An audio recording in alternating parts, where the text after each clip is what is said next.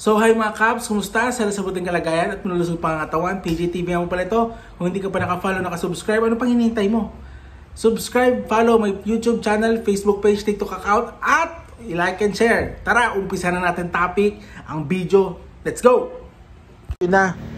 Pinaalis na nga ang mga kapulisan doon sa Koji compound na kung saan meron pinakitang papel na kailangan na umalis sa mga kapulisan doon at itigil na mga ginagawa nila. Sayang nga hindi natuloy yung pag-drill doon ng jackhammer kasi tingin talaga namin doon talaga nagtatago si Kibuloy. Konting-konti na lang eh. Hindi pa talaga, kumbaga napigilan pa. Ibang klase talaga, tuwang-tuwa yung mga members na tigil.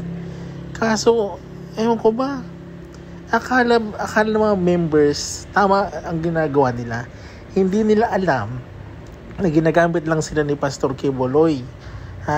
Si Pastor Kibuloy, ginagamit lang yung mga members na yan para maharangan ang mga otoridad sa paghuli sa kanya.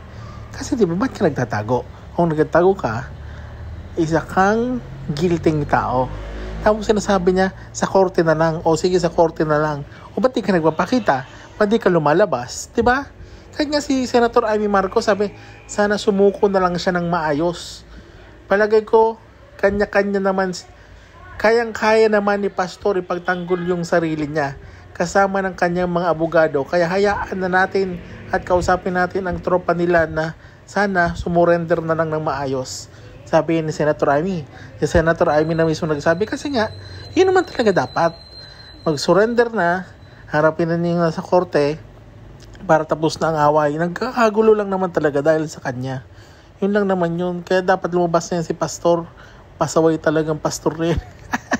Dito naman kay Senator Bato de la Rosa, isa rin ito sa gustong padaluhin sa hearing.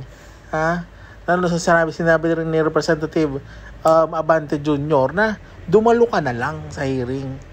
Ito si Senator Bato, matapang lang sa Senado. Ewan ko nga harap to sa Kongreso. Yan lang naman yan. Para matapos yung mga problema ng mga Duterte.